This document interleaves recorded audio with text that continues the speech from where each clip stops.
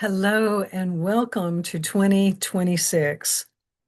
Join me today as we take a look at where we're going in this new year and this new age, and a little bit of a look of where we've been. I hope that you find some pieces of this presentation that help you along the journey. And if you run into some snags and have some questions, you can always send me an email through my website, Peggy at MotherEarthSacredTours.net. Thank you for joining me.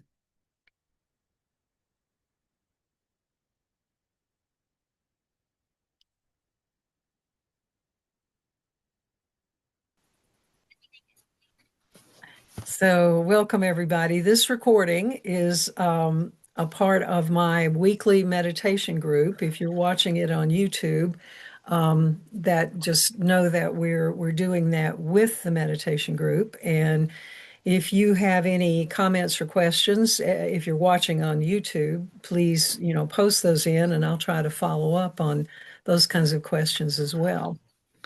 So, what I want to talk about today is kind of, 2026. Wow, this is a whole new year, a new transition with a whole new vibration that's just gradually coming in. I mean, we've got planets changing over the next 2 or 3 months, making some drastic differences in our energetic vibration around us.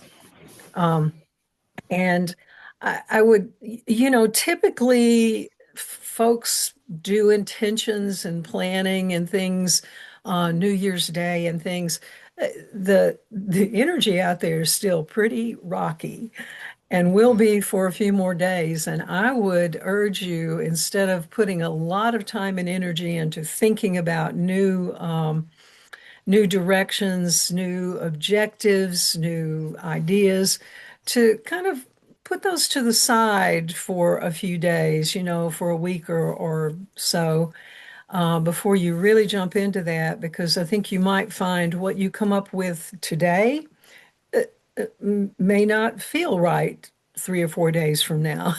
And of course, we've got a new moon coming January 3rd. I'm sorry, not new moon, but full moon coming in January 3rd, bringing a whole different set of energies in with us too. So, well, let me start with this slideshow. And I hope that all of you can see it. Let me move it just a bit so I can work with it a little easier. So, what I'm going to talk about today is the coming age of Aquarius, and I'll show you how that fits into a much larger cycle.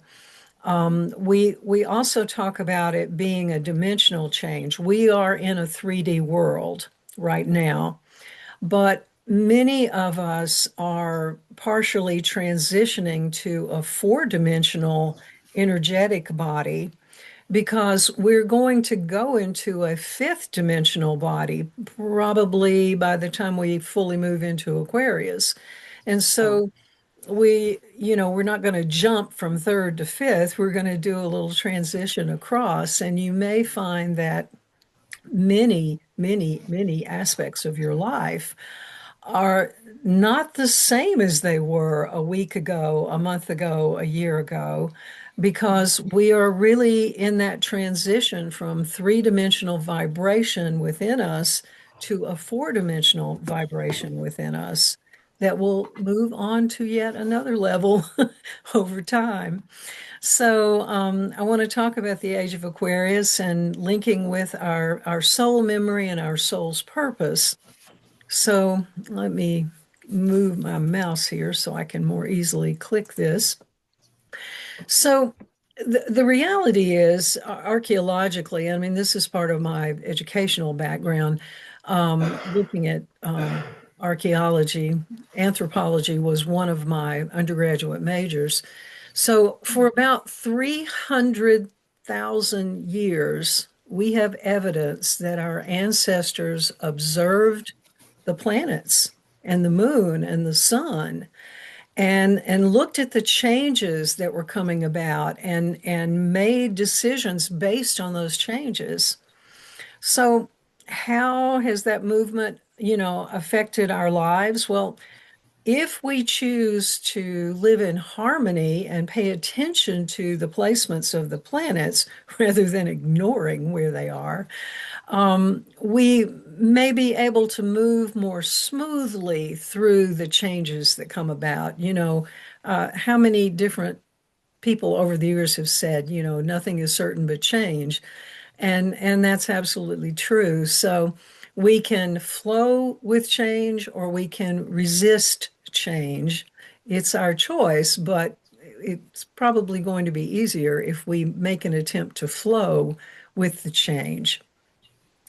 So the zodiac calendar that I'm going to talk about in a few minutes is an astrological period of about 26,000 years. So it's broken into the zodiac cycles of approximately 2,160 years. These are very fuzzy. There's no absolute that it's exactly 2,160 years or exactly 26,000. It's roughly in there. This is not just especially if you think astrology is woo-woo. This is real. This is based on the precession of the equinoxes of our planet in a backward movement relative to the fixed stars. So this I first learned about this, somewhere back in the 1970s through the Theosophical Society. However, this is something that all indigenous people across the planet know about, have talked about. So this is something that lots of people have known about. We just haven't known about it in the Western world for very long. So this rotation through here is similar to what we do with our waking state. Essentially, we don't exactly follow this, but essentially, daytime is our active, working, moving around time, and after dark is when we go to sleep. And that's kind of how this rotation works. It's a larger movement, similar to that waking state. And one of the ways that you can look at it is calling it one half of it cosmic night and one half of it cosmic day. So we are right here, smack in the middle, in transition from cosmic night to cosmic day. So we're going to talk about what that means and some of the history about where we've come from. This is a really important transition that we're in, and clearing our generational trauma, clearing our past life trauma, and clearing what we've been doing for this lifetime is all of those are very important things to do. So, the earth, is our home. Mother Earth, Gaia. She's our comfort. It's where we live, and she gives us nourishment. She gives us an identity as a person of Earth and a sense of belonging. However, our memory is our clear memory is here of planet Earth, but that memory may extend beyond planet Earth. It actually comes and goes from other places as well as Earth. And that soul memory that we have floats through all the elements, fire, earth, air, and water. And this is a revelation and an awakening is happening right now in the world without, the world around us. But it's fueled by our inner work and our own personal awakening. You've probably heard these kinds of words before, as above, so below, as within. so without, as the universe, so the soul. So we are not just wandering around, what we do and think and talk about impacts where we are and what we're doing. Celtic spirituality says that the natural world is alive. It gives us information, it gives us wisdom. The natural world, nature, Mhm. counsels us if we will pay attention to it. And there is a non-human world, non-human in the physical form that we know about.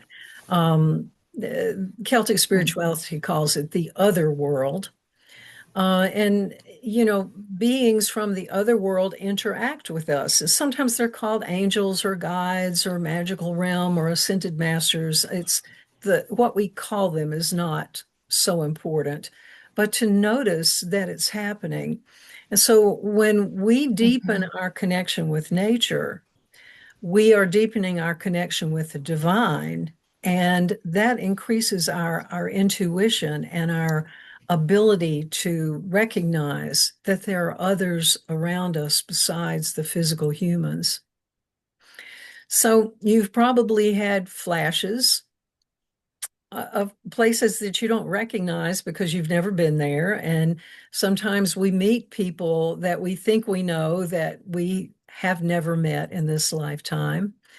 So when we open our consciousness, we can be in contact with things beyond our physical world, and that will sometimes bring us these memories.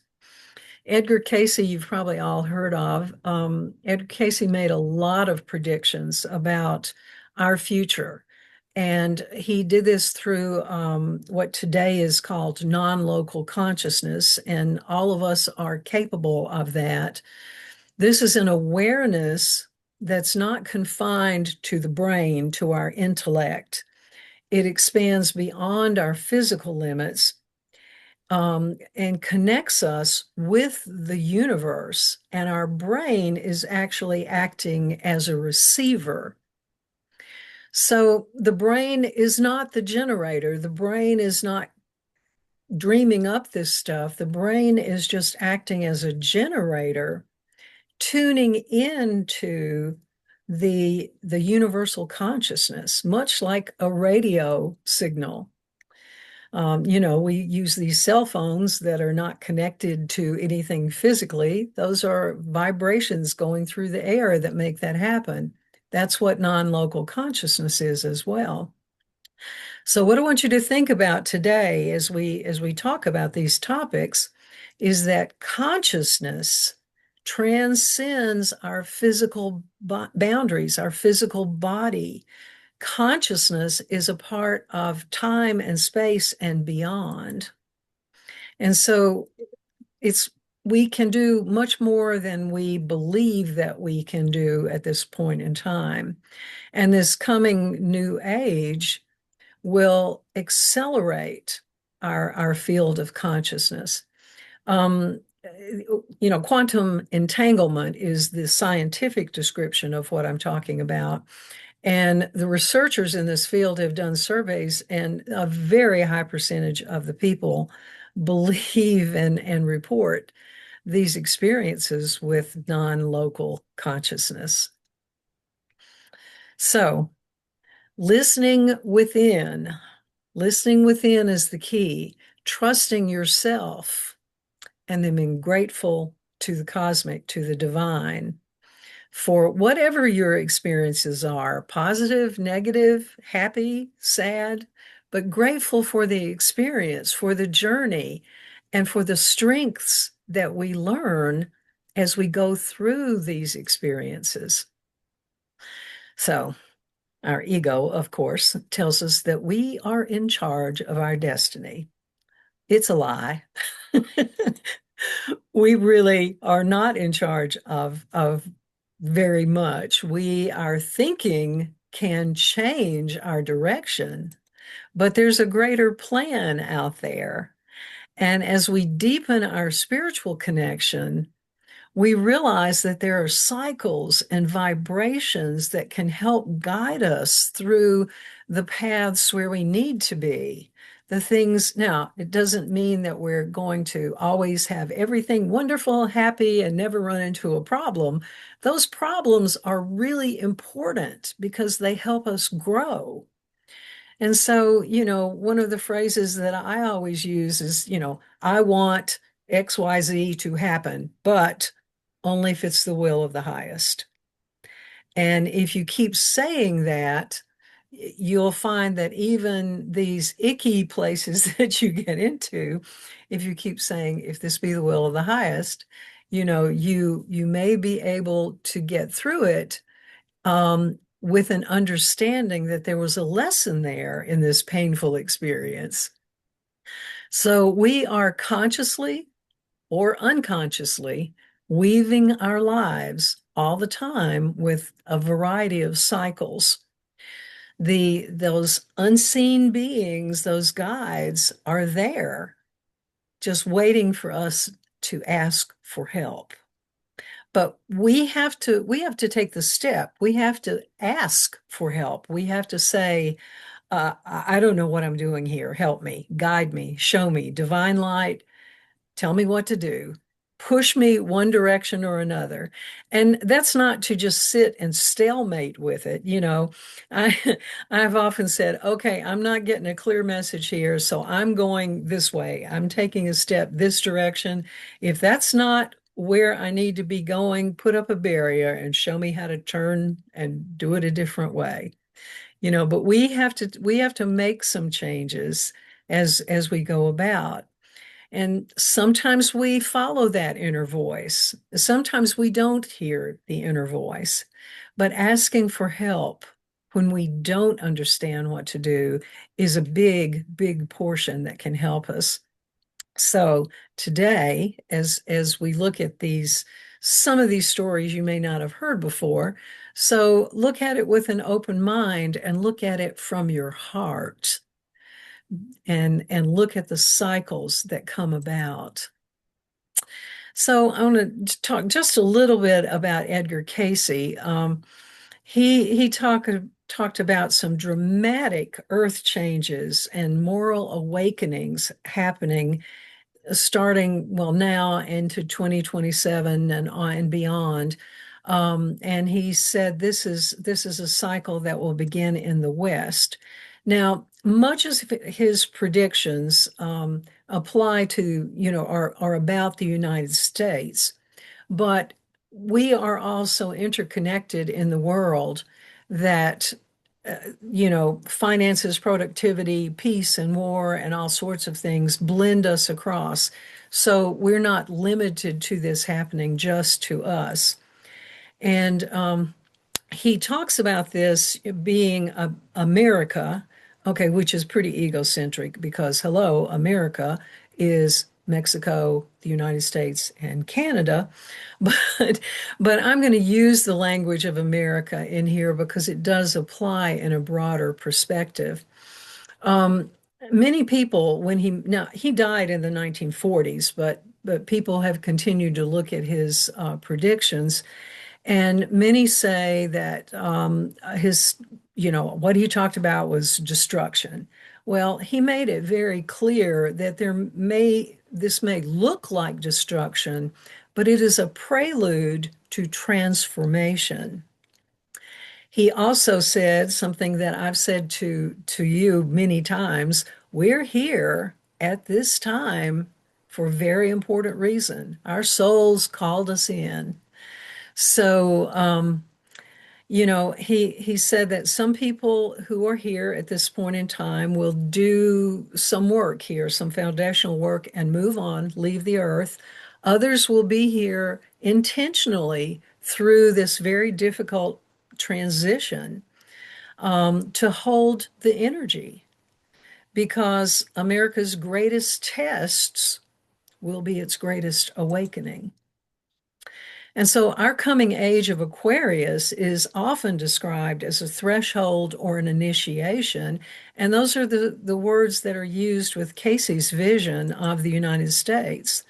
He said after 2027, it's a stress threshold crossing, an initiation, a prophecy showing how humanity can reshape our understanding of destiny, leadership, and spiritual rebirth. Now, I have a YouTube link here that will give you, I don't know, about an hour or something description of the whole thing. And I'll put that in the email and I'll post it on the YouTube channel if you're interested in looking at more details. But summarizing it very briefly, why 2027? Well, Casey said that 1777, 250 years ago, is when the Articles of Confederation were ratified in the United States, and that was a blueprint for the Constitution, the foundation of America. And he says that all of us who came through the birthing process and have become, quote, Americans, took on that karma that was brought in with those Articles of Confederation. And 250 years is significant because he says that completes a karmic rotation when a soul or a collective soul, like a nation, must account for its history. So when the articles were written, the language was about freedom. We were breaking off from Great Britain. It was about freedom. But right alongside of them talking about freedom was our practice of slavery. And inherent rights were talked about right alongside our genocide of indigenous people. So they're not just contradictions, but the vibration that the American collective soul agreed to engage. He also said we could have corrected these things over time, and if we didn't by 2027, our time would have run out. And three things will happen. These are closely related to this transition to the age of Aquarius. He said the land itself would respond to shifts in collective consciousness. Institutional collapses will happen because the structures that our institutions are built on, businesses, anything that we call institutions in our Western culture, were built on principles of force, of control, of extraction. And those energetic frequencies become impossible to sustain as our collective vibration raises. And the third is a spiritual awakening. Now, if you're watching this, you're already in the middle of a spiritual awakening of some level, of some sort. And Casey said that 2027 would force millions of people to begin to recognize that they're multi-dimensional and just temporarily in human form. And so there's awakening of that spirituality that comes about with it. So he did not predict just random geological disasters. He said the land specifically will respond to human consciousness. And as we raise our vibration, the physical land has to change. So, and this is based on the fact that the earth has consciousness. It's a living being and it absorbs our emotional and spiritual imprints. So Casey said the destruction, not random destruction, but destruction will happen where violence has soaked into the soil, where greed has poisoned the water, and I would add the air, where exploitation has fractured the energetic integrity of the land. We're seeing that all over the world, not just in the United States. So the point here is not to prepare for this in panic, But with wisdom, understand there are changes happening starting as right now in 2026. I mean, we've seen changes in 2025 that we maybe don't like. The changes will continue, but to approach it consciously with wisdom. We co-create the new era with our intentions, our beliefs, and our awarenesses. So we make our world around us, we make our world more chaotic, or we make our world easier to move about and grow and transition in. So, with a dedication to truth and justice, tempered with love, compassion, and forgiveness, we can begin to learn how to live from the heart, not live from the mind, not live from money making in the world around us, but making our decisions and our activities based on heart-centered approaches. So let's look at a broader perspective of where we've been and where we're going and some of the stories that go with that. So we're going to travel back in time a little bit, looking at some of the origins of these. So I find it interesting. I follow archaeology quite a bit. And in the last 5 years, we have discovered more human habitation in the 36,000 year range than we have in the last 100 years. And so that's an important thing to remember, that we are finding more about things that happened way back before. We're not finding much archaeological evidence of the time when we were in cosmic day. I think because things are very different then, and we as a culture today would not understand that. And I'll talk a little bit more about that. But we're looking at this 26,000 year cycle of the zodiac, and it occurs because of the motion of our Earth going backwards through these zodiac eras of 2,000 or so years, called the precession of the equinoxes. The Theosophical Society brought it in consciously into the Western world in 1875, but indigenous people knew about it long, long, long before that. So this map is showing you cosmic day and cosmic night. And cosmic night is the little kind of lavender purple, and cosmic day is the white side. And if you look at this was a period as we came out of cosmic day, we were very much in matriarchy and carried it over through a couple of ages, and then gradually moved into patriarchy where we are today. So I'll you'll get to, I'll send you, those of you that are in the meditation group, I'll send you the slides so that you can look at this if you want to more closely. But the moving from cosmic day into cosmic night, the age of Leo came about. This is Göbekli Tepe, you've probably heard of, was created right about that transition time.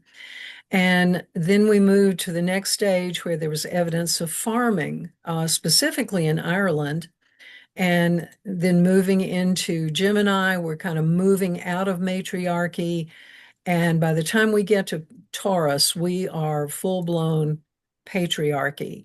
Aries is when the Celts moved into Europe, and it was, the ending of Aries is where the ancient Egyptian culture came to an end and totally changed. And then we moved into Pisces, which is the last 2,000 years that we know about. And so all these dates over here are what we call BCE time, and then we're into current era CE time for these last 2,000 years. And where we're going now is Aquarius, like from today or 2030 or 2050 or 2100, somewhere in that timeline, we fully transition into Aquarius for another 2000 or so years. So, just briefly going back through these ages, the age of Leo was the end of an ice age, and the climate warmed, and the sun became the focus. People worshiped the sun, worshiped lions. The glaciers were retreating because the temperature is rising and sea levels are rising. There was significant volcanic eruption. Hello, is that what's happening today in our world? Temperatures rising, glaciers retreating, um, melting, causing the sea level to rise, a lot of volcanic and earthquakes. Yeah, that's what's happening today, as we leave cosmic night going into cosmic day. So there was a shift in this timeline from nomadic hunting to permanent settlements and a rise of agriculture. This timeline is even when the Bering Strait that connected Asia to North America became submerged. So it was a pretty significant timeline change.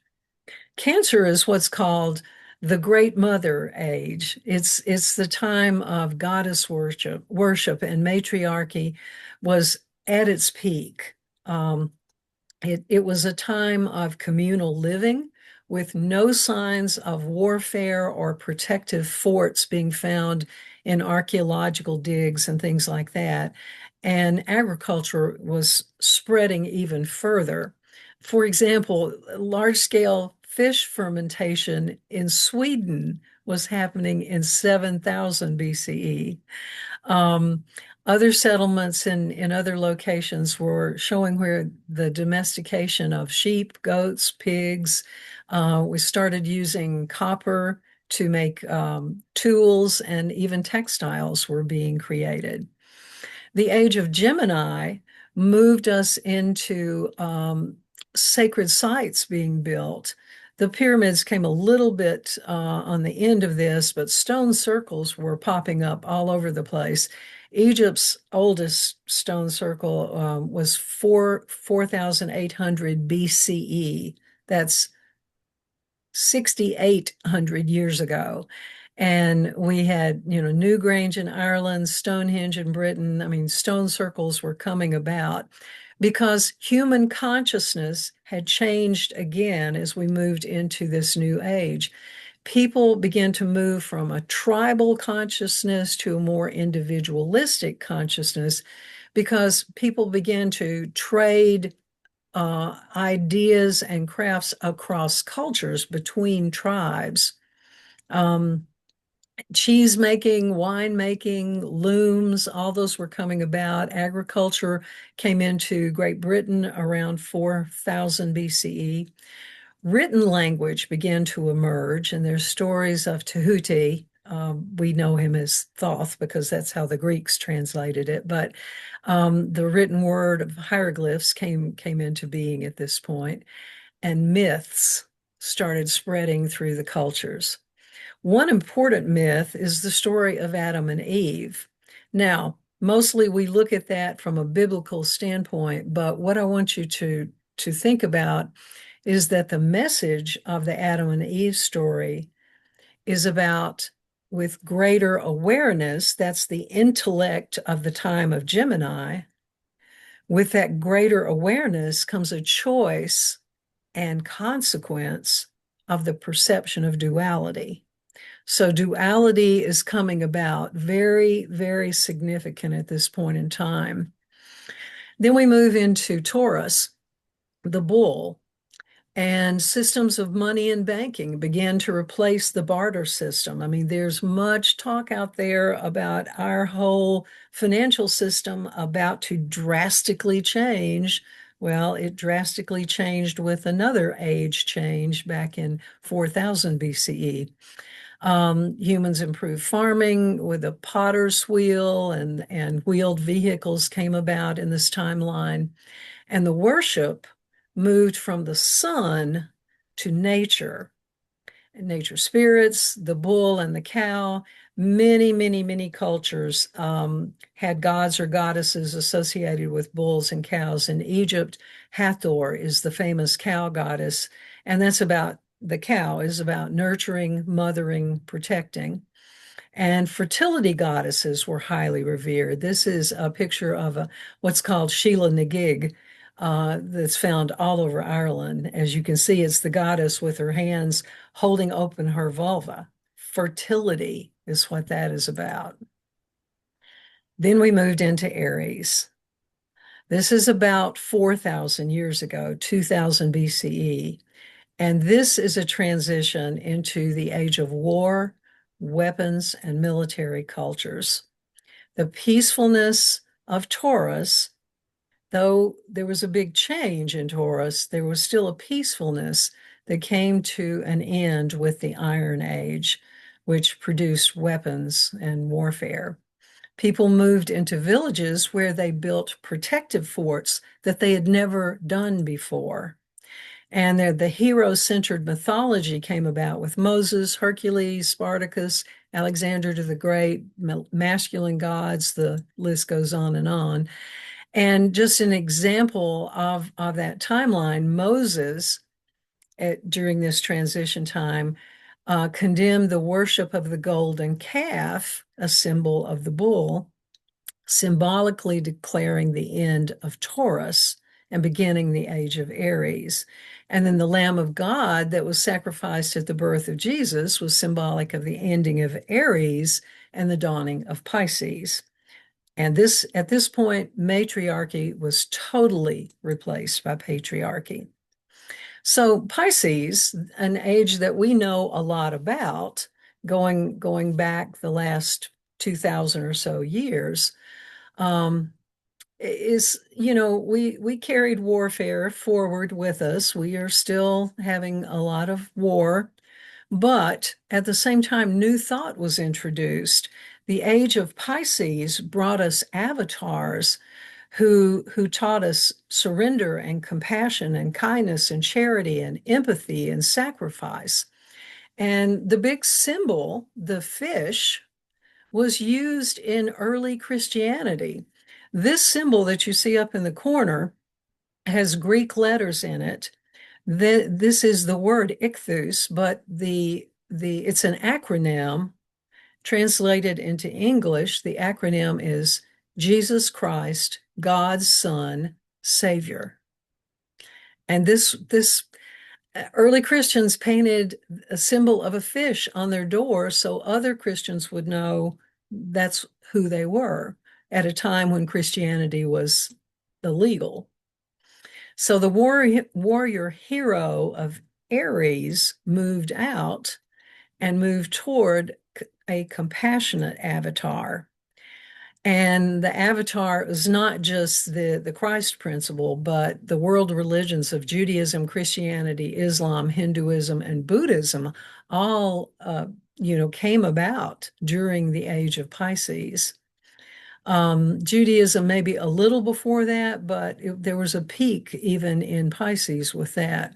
So the higher purpose of the age of Pisces is understanding that separation from the divine is just an illusion.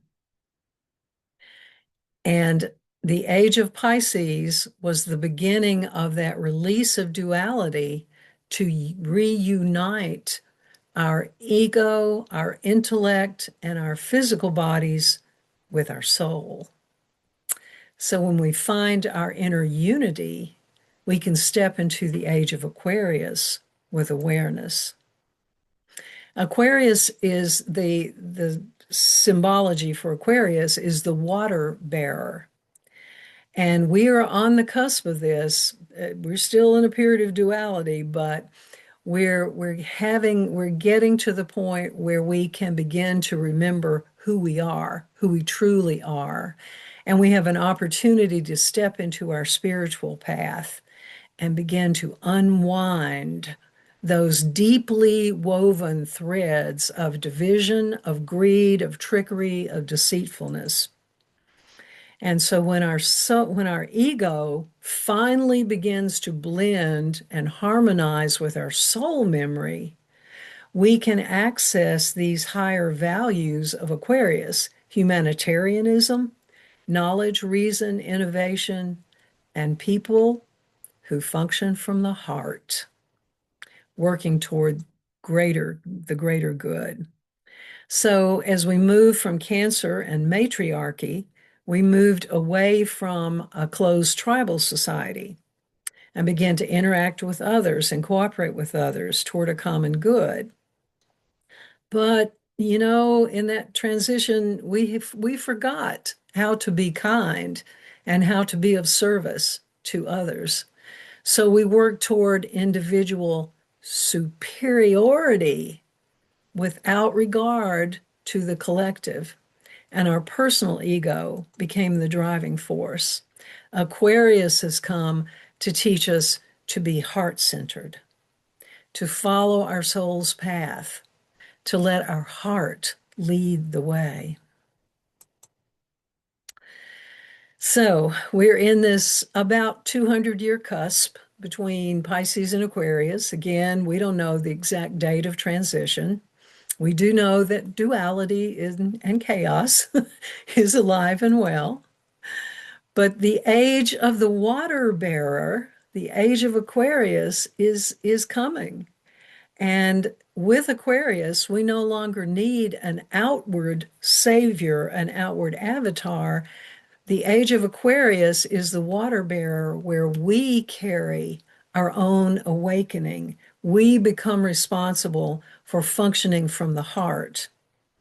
We're being given this opportunity to evolve, to remember who we are, to step into a spiritual path and unwind those threads that have held us bound into a place that is not heart-centered. When we find that inner unity and live from that inner unity, we'll be able to step into Aquarius with awareness. So I want to just take you on a very short journey here. This symbol you're looking at is actually the logo for my Mother Earth Sacred Tour business. It's the Triskel, the triple spiral of Ireland, of the Celtic line, and it's overlaid with the Eye of Horus. So follow me as we go through a journey here, and I hope you can see my mouse moving. I have some arrows in here as well. So as we go on this journey, we leave the physical world, going into introspection, going into the center here, and following the path from the light section to the dark. And we follow that path around, going into the dark inner world, listening to our heart, the inner world. And we listen in the darkness. And as we listen in the darkness, we listen within ourselves, within our heart. And we come around the darkness and go out into the light and travel with the light around the spiral, following the path, moving along the path with its trials and tribulations, but beauty. And we follow the path all the way through to the center and follow the path back out, coming out into the Eye of Horus, into the all-seeing eye, into the brow of awakening and functioning from heart center. So I hope that this information and this presentation has been helpful, and I appreciate you listening and being a part of this. So let me stop if I can figure out how to do this, stop the recording. Let me stop the share. There we go.